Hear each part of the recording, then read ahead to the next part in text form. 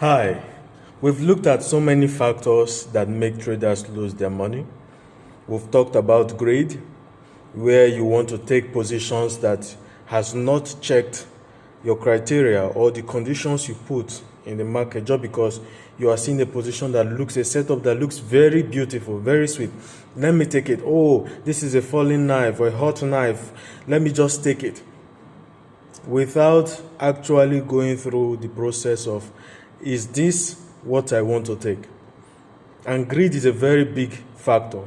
The second thing we talked about is strategy hopping, where you move from one strategy to another because you are not confident in the strategy you're taking at the moment.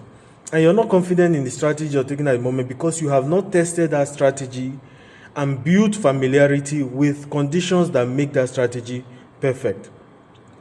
Because ask yourself, like I said in the other videos, what made you to learn that strategy? Somebody must have been using it, or you must have seen that that strategy is working before going into the journey of learning, going on that spiritual, financial journey of learning how that particular strategy. Now, if that strategy doesn't work, it's because you have not practiced and it's because you have not built familiarity. And I gave an analogy from somebody who has been driving for just 2 hours and somebody who has been driving for 20 years. They are two different things. In fact, 2 hours and 2 years, the margin is also wide.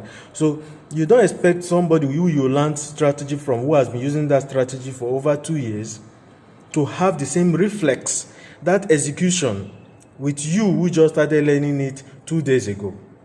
So you can't build confidence overnight. It comes with not just the knowledge, but the experience. When you have bled for it, you have turned yourself as liquidity in order to make money. So greed, strategy hopping, not having confidence in your setup.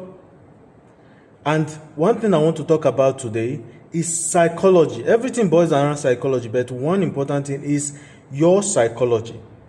You might not be greedy, but the condition in your house at that moment is not favorable for you to enter any trade. For example, you get a very, very terrible news.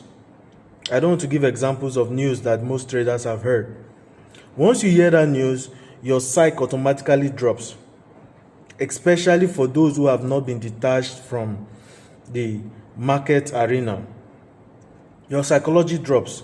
Now, we learn over time that you become so good in trading that no matter what goes on, you will not allow it to affect your psychology.